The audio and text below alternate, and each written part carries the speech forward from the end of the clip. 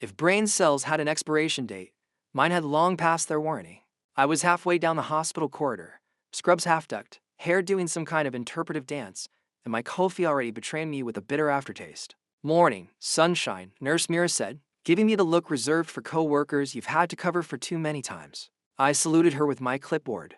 "Relax. If I forget your name again, I'll just call you nurse number 2. She snorted. "You hit your head once. Seal. Not 10 times. Yeah, well, my brain decided to develop a sense of humor. She didn't say it, but I could see it in her eyes, the pity. The kind people try to hide when they remember you're the one who almost didn't make it. 8 months since the accident. A car crash, a hospital bed, 3 weeks of darkness. And waking up to a world where my mind had deleted entire chapters of my own life. Faces blurred, memories half dissolved. My therapist said, "You're lucky to be alive." Sure, if you call living with ghosts in your head lucky. The elevator dinged. Another day in the psychiatric ward. Land of rich alphas with trauma, betas with guilt complexes, and one overly tired amiga pretending not to have migraines every 3 hours. Dr. Wan intercepted me before I could reach the break room. "Seal. You're on the new case," I groaned. "Please tell me it's not another billionaire who thinks therapy is foreplay." No. "This one's complicated."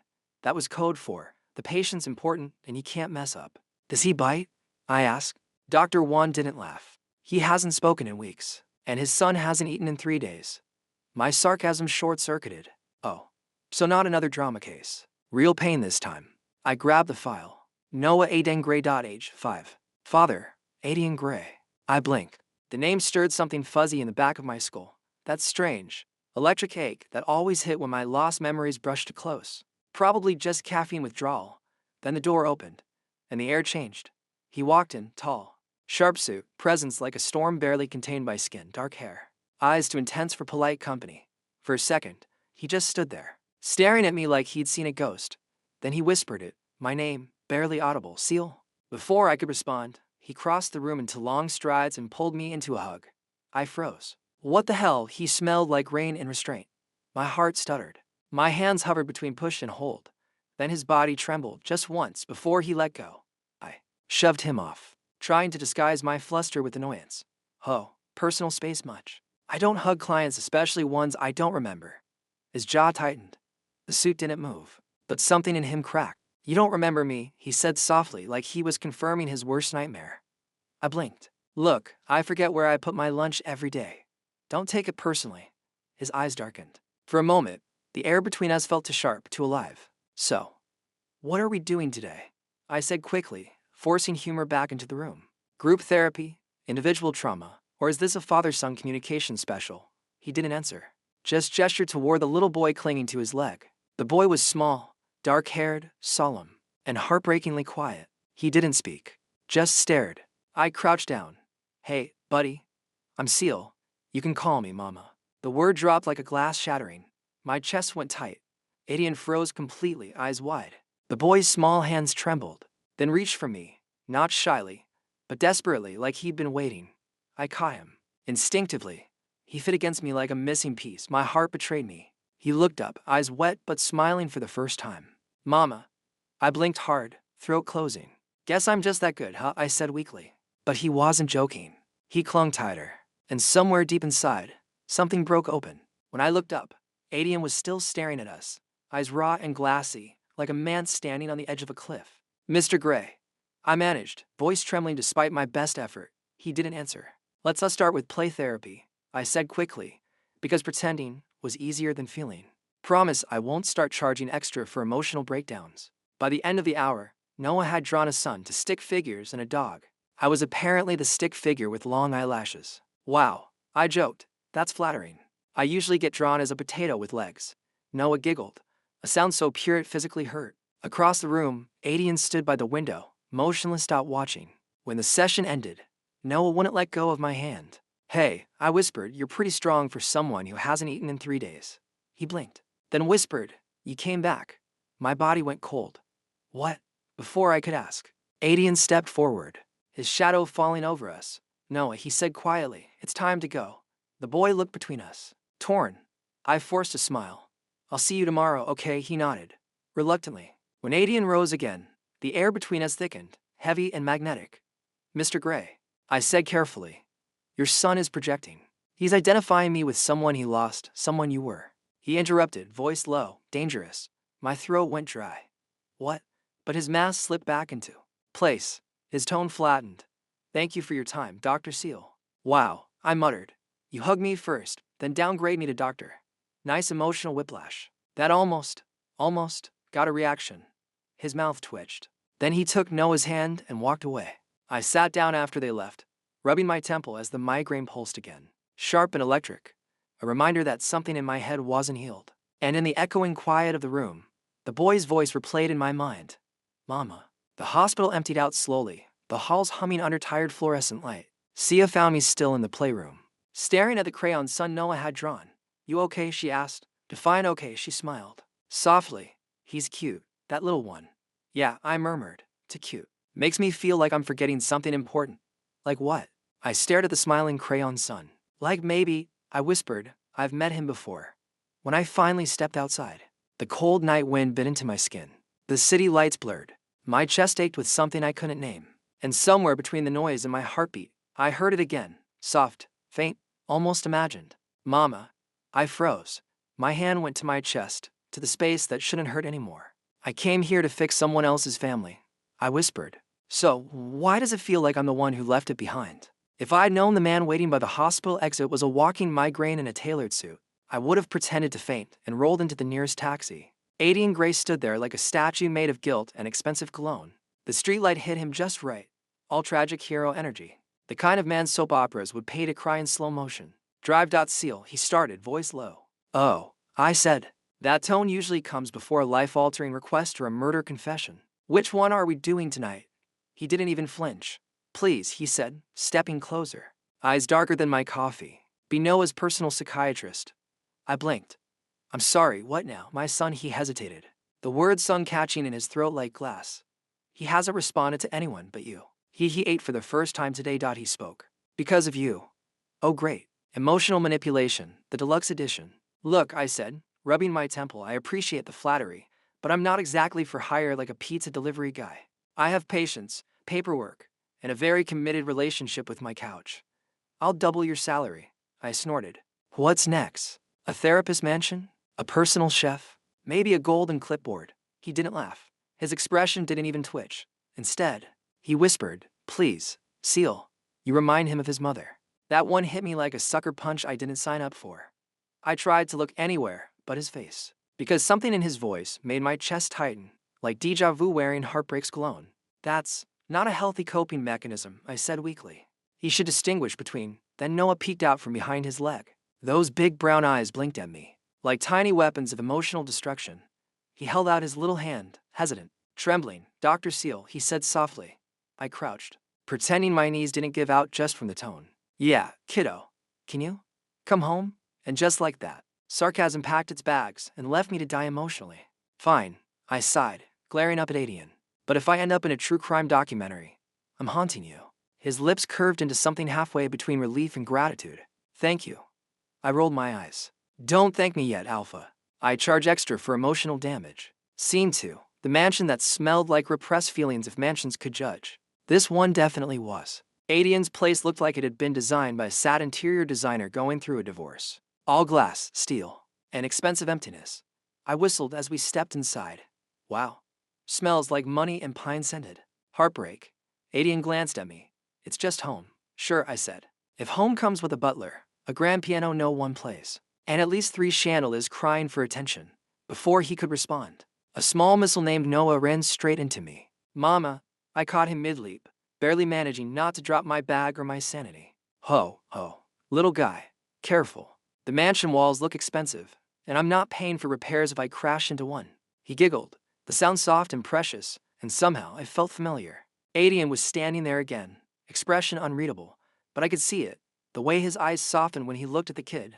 And me. I set Noah down carefully. Okay, little man, let's make a deal. You eat, you talk, and you stop calling me mama. I don't have the hips for parenthood. Noah only smiled. Okay, Dr. Mama. Adian actually smiled at that. Faint, fleeting, but real. I turned toward him. You should bottle that. The rare Adian Gray smile.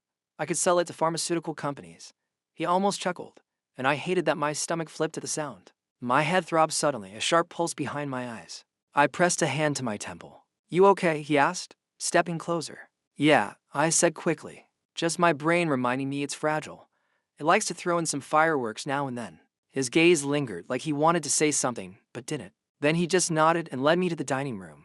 Dinner was the kind of awkward that should be studied by scientists. Noah happily ate mashed potatoes while I poked at my food like it was radioactive. Adian sat across from me, quiet, like a man trying to remember how to exist. So, I said finally, breaking the silence. You always eat like this? Or is this part of the rich people ritual? Silence and guilt. His lips twitched. Noah is usually the talkative one. I said. So I'm supposed to carry the dinner conversation and cure your kid. You're getting a bargain. He actually laughed under his breath, a sound so soft I almost missed it. Then, of course, he had to ruin it with, really not remember me. I blinked. We doing this again? Pretty sure I'd remember someone this broody. You're kind of hard to forget. He looked down, the faintest smile tugging at his lips. You used to say that too. Did I? I arched a brow. Must have been before I learned better taste. That earned me another quiet chuckle, and I hated that I liked it. My fork scraped the plate. Look, Mr. Gray, if you're hoping for some grand memory recovery moment, you're out of luck. I hit my head hard enough to forget my Netflix password. You think I'd remember a 6-foot wall of tension like you? His eyes lifted to mine, steady, unreadable, but there was something behind them. Something I didn't have the nerve to name. Maybe, he said softly, you already are remembering. You just don't know it yet. And for some stupid reason, that made my pulse skip. I stabbed the piece of chicken like it owed me money. Yeah. Or maybe you just have a very punchable face. Familiarity and irritation are cousins, you know. Noah giggled from beside me, and I softened instantly. See, the kid gets it. Adian smiled again, slow, genuine, heartbreakingly warm. And my brain, traitorous as ever, decided to short-circuit.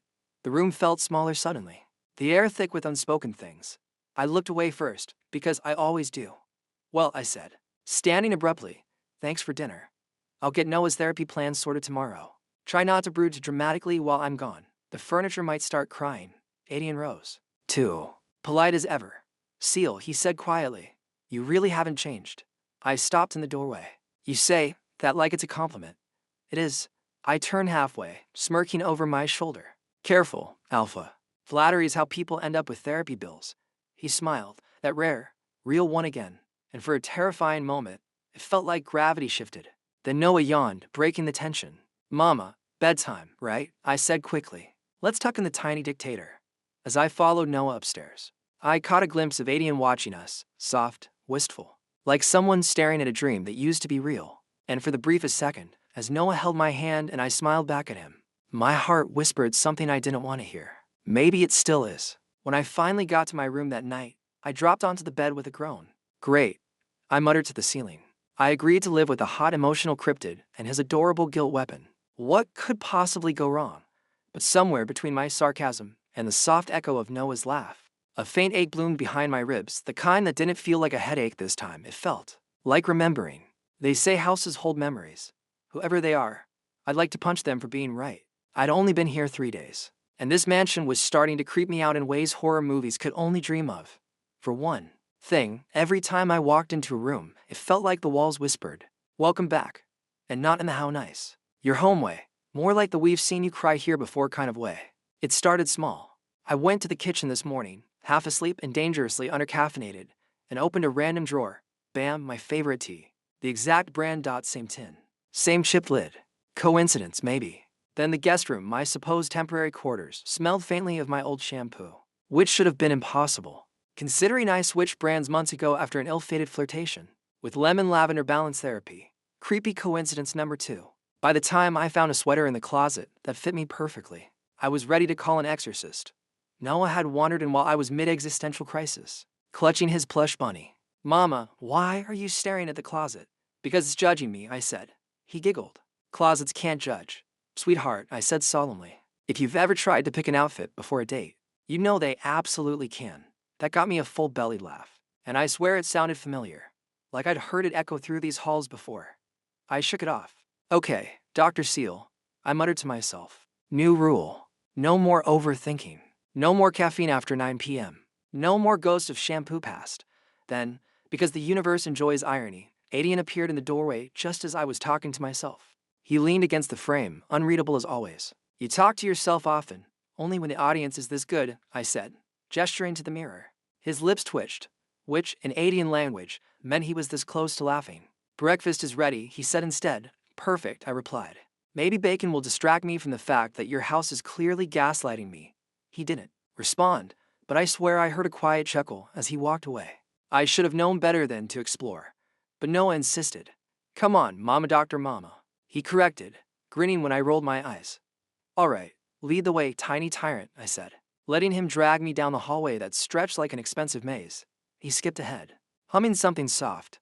I followed at a slower pace, taking in the details. Every corner, every painting, every faint scuff on the floor, it all felt to lived in, like I'd been here before. We passed a long gallery of photos, none of me, obviously, though my narcissistic side was slightly offended. Still, I couldn't shake the odd tightness in my chest. Then we reached the end of the hall. A door stood there, larger, heavier, slightly ajar. The air shifted, colder somehow. The master bedroom. The moment my fingers brushed the door frame, my vision tilted. Suddenly, I wasn't standing there anymore. A flash, laughter echoing, warm and real. Hands, strong, sure, wrapping around my waist from behind. A voice, low and teasing. Stop pretending you don't love this room. Then a soft giggle. A baby's, high and bright, followed by my own laughter. The kind that comes from the chest, not the mouth. Then gone. Just like that. I stumbled forward, grabbing the wall for balance. My pulse went haywire. My breath stuttered. Noah's tiny voice pulled me back. Mama, you okay? Why, yeah, I said, forcing a laugh that sounded more like a cough. Just dizzy. Too much rich people air. It's heavier than normal oxygen.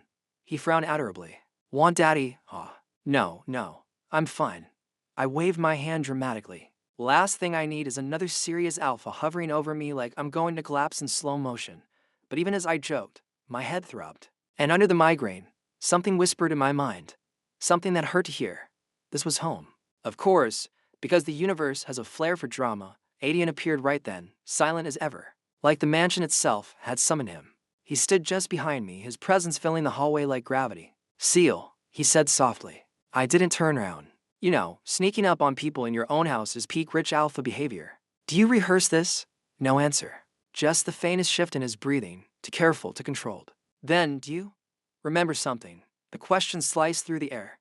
I laughed it off. My default survival mechanism. Just dizziness. Happens when I'm near emotionally constipated alphas that earn a quiet huff of breath, not quite laughter, not quite annoyance. He stepped closer. I could feel the warmth of him now, close enough that my brain decided to short circuit. Seal, he said again, softer this time. And damn it, the way he said my name, like it meant something sacred, made my knees go weak. I turned, finally meeting his gaze. Big mistake. His eyes were a trap, deep, steady, full of things I didn't understand. Or maybe things I used to. For a second, neither of us spoke. The only sound was the faint tick of the clock, and my own heartbeat trying to set a speed record. He took another step closer.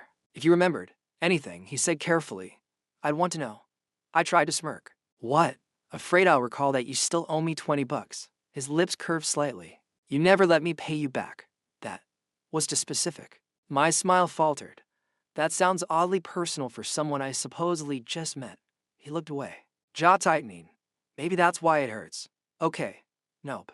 Emotional territory ahead. Time to retreat. All right, that's enough tragic poetry for one hallway, I said briskly, turning toward Noah. Come on, kid. Let's find the kitchen. I'm craving sugar and denial. But as I started to walk away, Adian's hand brushed mine, not holding, just there, warm, hesitant. And it felt familiar. Too familiar. I froze. He didn't move closer, didn't speak again. Just looked at me, patient, careful, breaking silently. Noah tugged at my sleeve, oblivious to the storm brewing between us. Dr. Mama, come play. I blinked hard, forcing a smile. You got it, kiddo. Let's build the biggest pillow fort in this emotionally repressed castle. Noah cheered and ran ahead. As I followed, I risked one glance back. Adian was still standing by the master bedroom door, his expression a war between hope and heartbreak. And somewhere deep inside, where logic never wins, I heard it again, a whisper. Faint but certain, this isn't the first time you've walked away from him. That night, I couldn't sleep. The mansion was too quiet, too knowing. Every creak of the floorboard, every gust of wind outside the windows sounded like the house was trying to tell me something. I sat up, pressing a hand to my forehead. Great, I muttered. Haunted by déjà vu. Perfect diagnosis, doctor. Somewhere down the hall, I heard a door close softly. Adians, probably. And before I could stop myself, my traitorous heart whispered. He said my name like it was home. I exhaled shakily and flopped back onto the bed. Note to self. I muttered to the ceiling. Stop catching feelings for emotionally damaged alphas, especially ones with spooky mansions and ridiculously perfect jawlines. But even as I said it, I couldn't ignore the warmth spreading through my chest, or the echo that wouldn't leave my mind. Laughter. A baby's giggle. His arms. This house didn't just know me too well, it remembered what I forgot. I don't bake. Let's start there. I'm the kind of person who burns toast and forgets why I entered the kitchen. But that morning, I woke up possessed by the spirit of some domestic goddess and found myself elbow-deep in flour, humming a tune I didn't recognize. Noah was perched on a stool, eyes wide as he watched me mix the batter. You're fast, he said softly. I grinned. I'm fast at many things. Baking isn't usually one of them, though. Are you sure I'm not making edible concrete? He giggled. Actually giggled. The sound made my heart do that weird flutter thing I've been blaming on caffeine. I poured the mixture into a pan and shoved it into the oven, pretending like I knew what I was doing. The smell that filled the kitchen was oddly familiar, like something from a dream I couldn't quite wake up from. When the timer dinged, I cut a piece and handed it to Noah. He took a bite, then his eyes watered. Mama used to make this, he whispered. The spoon almost slipped from my hand. Before I could say anything, a deep voice came from the doorway. He did. Aiden was standing there, his expression unreadable except for the pain in his eyes. The kind that hit you harder when you realize it's not about the present, but about what was lost. I forced a smirk. Well, congratulations. I apparently have excellent taste, and possibly an identity crisis. He didn't laugh, just stared at me like I was something precious and breakable. I hated it. I hated how that look made my chest ache, like my ribs remembered something I didn't. So I wiped my hands on a towel and said, Don't just stand there, Alpha. Grab a plate. Cake doesn't eat itself. His lips twitched, like he wanted to smile, but didn't trust himself to. And maybe neither did I. Later, I decided Noah needed fresh air. Aiden insisted we could stay home, that Noah tired easily, but I overruled him. Therapy rule number 1, I said, grabbing the kid's jacket. Humans need sunlight, even tiny ones. He muttered something about stubborn psychiatrist, but he didn't stop us. At the park, Noah ran across the grass, laughing again, an actual, full laugh that cracked something open in my chest. I sat on a bench, watching him. For a second, everything felt right. Then, because the universe clearly hates me, a baseball came flying out of nowhere, a blur aimed straight at Noah's head. Noah, I didn't think. I just moved. The ball hit my arm. I stumbled, and my ankle twisted like it had personal beef with me. Smooth, I hissed, clutching my foot. Truly graceful, 10 out of 10 form. Noah ran to me, crying, You're hurt. I've had worse. Once, I fell off a chair trying to grab a cookie jar. I said through gritted teeth, trying not to alarm him. Aiden was there seconds later, face pale, eyes blazing. What happened? I saved your son from a ball, I said. Feel free to nominate me for a Miga of the Year. He didn't find it funny. He crouched down and scooped me up like I weighed nothing. Put me down. I yelped. I can limp. Very dramatically. No, he said flatly. You could have been seriously hurt. Well, sorry for being the self-sacrificing type. I muttered, trying to ignore the way my face burned from being held so close. He looked down at me, jaw tight. You always do this. I frowned. Do what? Exist.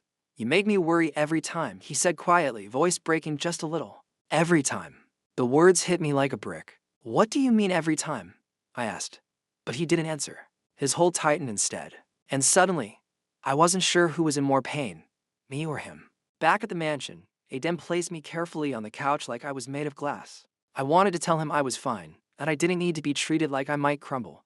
But then he knelt down and started tending to my foot, and the words died in my throat. He was careful. Too careful. Like every brush of his fingers might wake something he wasn't ready to face. You didn't have to carry me, I said, trying to sound casual. My pride's already limping.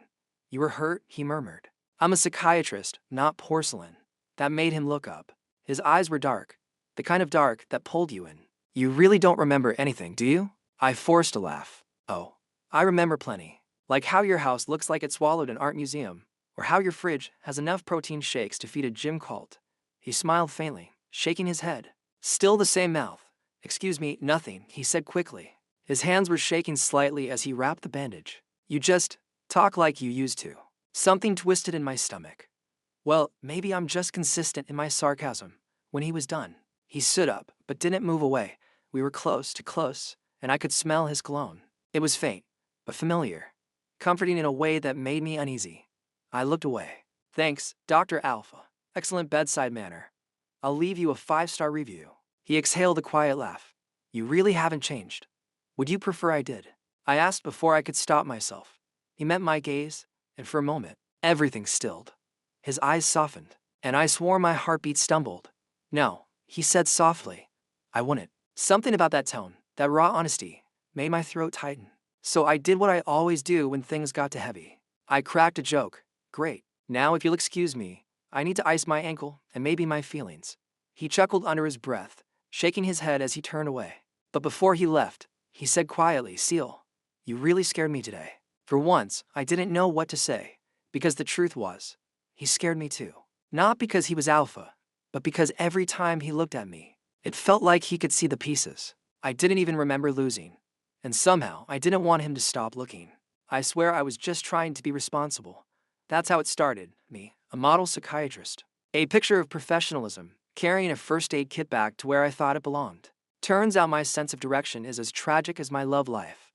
I opened the door, stepped in, and immediately froze. Because standing there, dripping water and wrapped in nothing but a white towel that deserved an award for courage, was Aiden. We both stared at each other like deer caught in the headlights of very bad timing. For a second, my brain short-circuited. Then, like a true professional, I said the only thing that came to mind, right? Wrong door. Definitely wrong door. Carry on with whatever steamy shampoo commercial you've got going. He blinked. Towel clinging to dangerous territory. Seal, nope, I said, backing up, flustered and pretending not to be. No words, just embarrassment. I'll go die quietly in the hallway, but of course, fate hates me. My ankle twinged from the park incident, and I stumbled. Aiden moved fast, and his arm came around me, solid, warm, and infuriatingly steady. Careful, he said, voice low. I was too aware of the water still dripping from his hair onto my shirt. You're wet, I blurted, then regretted it immediately. I mean, obviously. You showered. Fantastic observational skills, Seal. He chuckled softly. You never change. I looked up, cheeks on fire. That line would work better if I actually remembered who the hell you're talking about. For a moment, he just looked at me, like he was memorizing me all over again. It was intense. Too intense. So, I did what any emotionally constipated person would do. I shoved the first aid kit into his chest. Here. Medical stuff for your body or something. I'm leaving. Then I turned toward the door. Bad idea. Because that's when his fingers brushed my wrist. Gentle, but firm. And just like that, everything changed. Stop running from me, Seal. His voice wasn't commanding. It was pleading. Quiet, raw, and filled with something that made my chest tighten. I tried to make a joke. Running? Please. Limping dramatically, maybe. He didn't smile. His thumb traced the inside of my wrist. Slow. Reverent. Like it was something precious. You always do this, he murmured. When things scare you, you make it a joke. That hit a little too close. Well, congratulations, Alpha Freud. You cracked the code. He stepped closer. The air felt heavy, like the kind of silence before a storm. I could smell the faint scent of soap and pine, clean and sharp. Familiar. Too familiar. I should have pulled away. I should have said something sarcastic. But then he looked at me, really looked, and I forgot how to breathe. His eyes softened. You feel it too? He asked quietly. That pull? I feel like you're invading my personal space, I said weakly. He smiled faintly. That same small, broken smile he gave me the day we met again. You said that the first time, too. And before I could come up with another snarky remark, he kissed me. Slow, fierce, familiar. It wasn't tentative. It was like a dam breaking. Years of silence crashing into one impossible moment. My body reacted before my mind could protest. My hands grabbed his shoulders, pushing him once, then pulling him closer instead. His lips were warm, desperate, and for a terrifying second, it felt like my heart remembered something my head didn't. I tasted salt, maybe from his skin, maybe from my own confusion.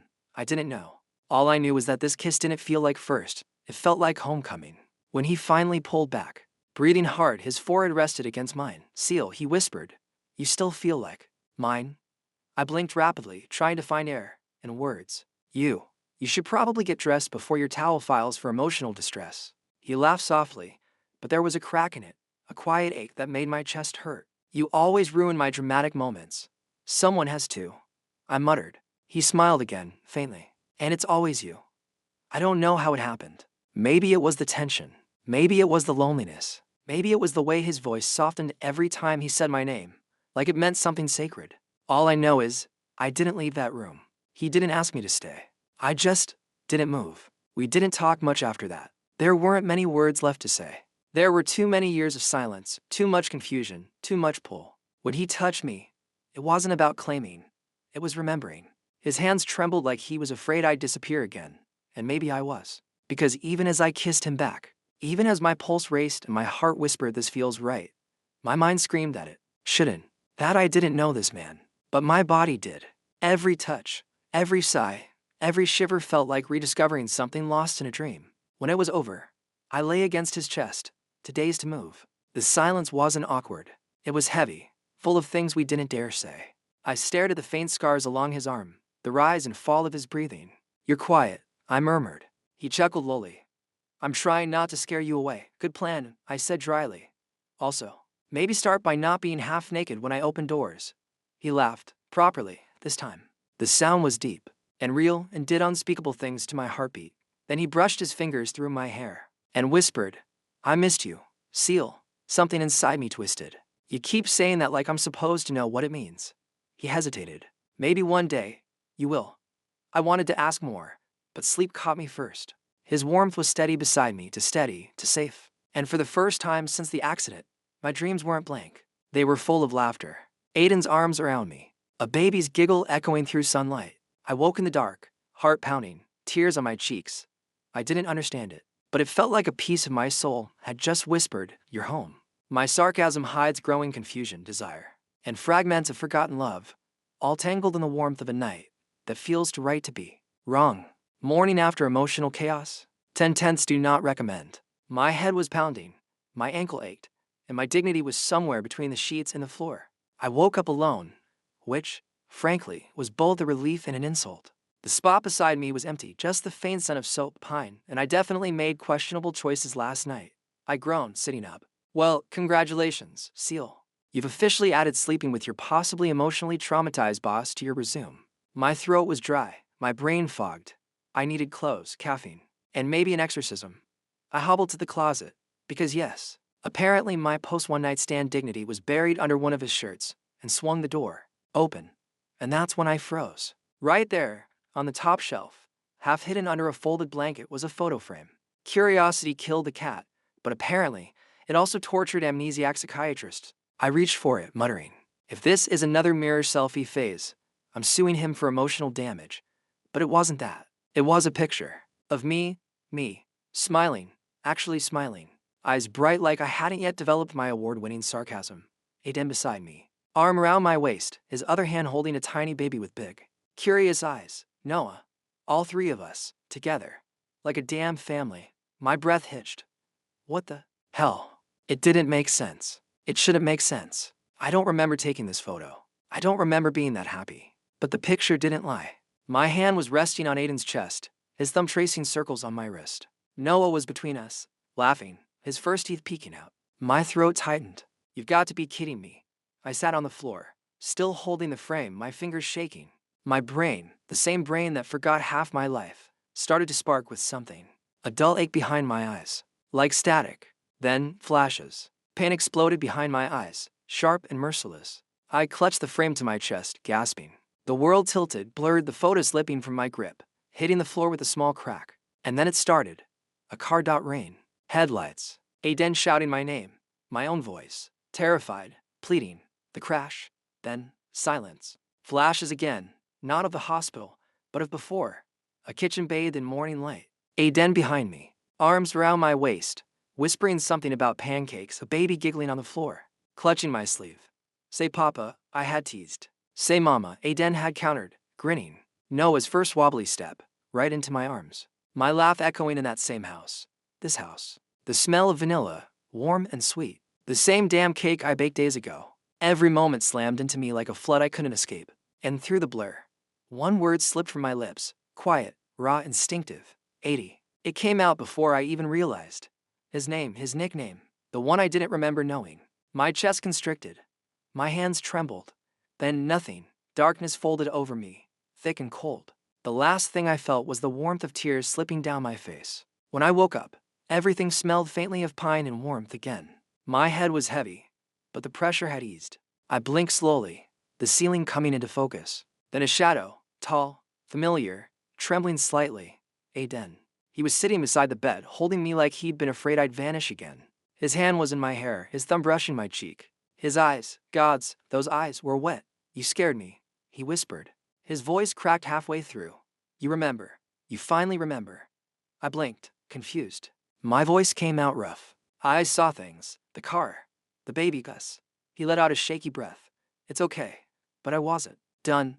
My throat felt tight, my heart in chaos. 80. He froze. For a second, he just stared, then slowly he smiled. It wasn't a smug smile. It wasn't even a relieved one. It was heartbreak, hope, and love all tangled up into one impossible expression. That's what you used to call me, he said quietly. Every morning, every night. I swallowed hard. I didn't mean to, but just slipped. He shook his head, brushing a strand of hair from my forehead. No, you remembered it, even if you don't know how. The weight of that sentence pressed on me. I don't remember everything, I admitted softly, not clearly. It's like fog, but the feelings are there. The warmth, the laughter, the hymn. His hand tightened slightly on mine. That's enough. I blinked up at him, confused. You're not mad I don't fully remember? He smiled faintly, but it didn't reach his eyes. Seal, I lost you once. I won't lose you again just because time is being cruel. Something in my chest cracked open. Damn, I whispered, trying to keep my voice steady. You're making it really hard to keep my emotional distance. You know that. He actually laughed, softly, through tears. You never were good at emotional distance. You used to lecture me about communication while throwing spoons at me. That earned him a weak grin. Well, maybe I should have thrown something heavier. His smile widened, this time genuinely. You still could. I looked down at our joined hands. My fingers fit against his like they had never forgotten how. Noah's voice echoed from the hallway, small, sleepy. Papa, Aiden looked up, exhaling shakily. We're here, buddy. I tried to sit up, but he stopped me gently. You need rest. I rolled my eyes. Oh, sure. Because fainting and emotional whiplash are best treated with bed rest and overprotective alphas. He gave me a look, that same one that said I'm worried but pretending I'm fine. And before I could sass him again, he leaned down, forehead brushing mine. His voice was soft, steady.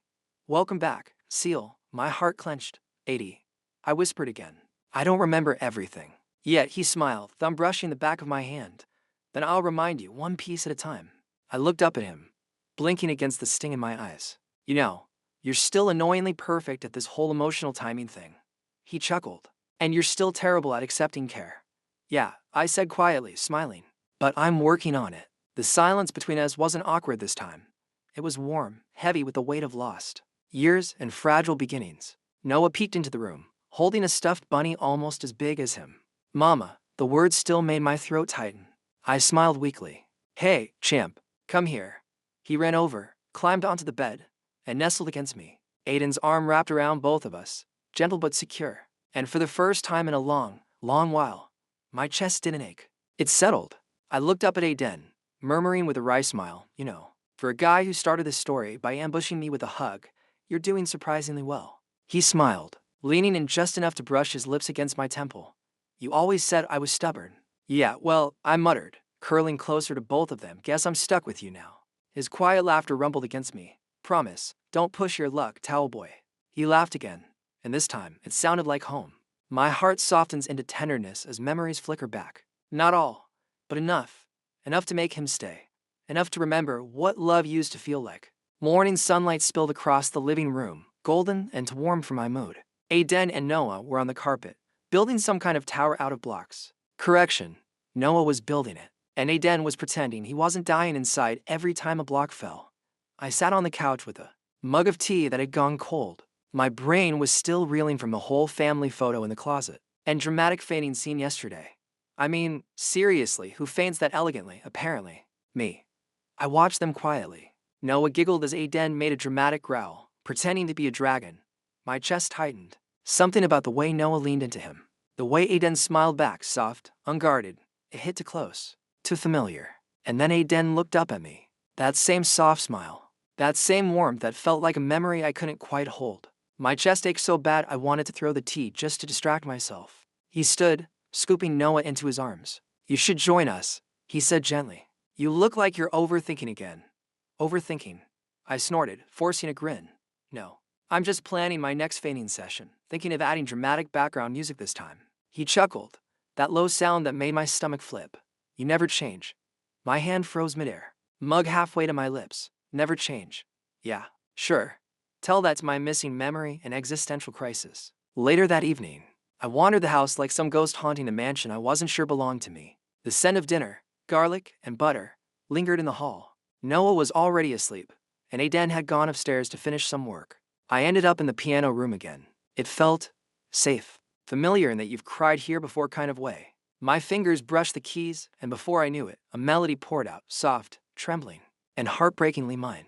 The notes wrapped around me like a whisper, and my heart started racing. My vision blurred, but not from tears this time. From memories. Aiden's hands over mine on these same keys. Noah's tiny laugh echoing from the carpet.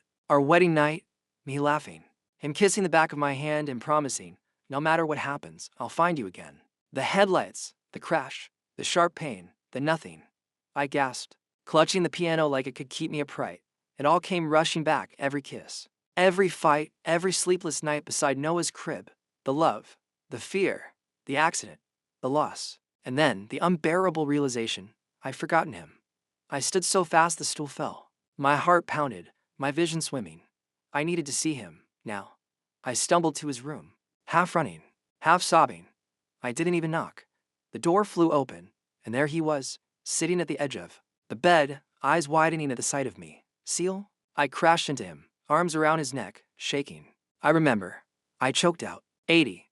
I remember everything. For a second, he didn't move. Then his arms came around me, strong, trembling, like he'd been holding his breath for years. He buried his face in my shoulder, voice breaking. "You called me that again, 80?" I tried to laugh, even as tears streaked down my face. "Yeah, apparently I'm sentimental and unoriginal." He let out a breath that sounded half like a laugh, half like a sob. "I missed you so much." I leaned back, meeting his eyes, those stupidly intense eyes that once made me say I do without hesitation. "You miss me.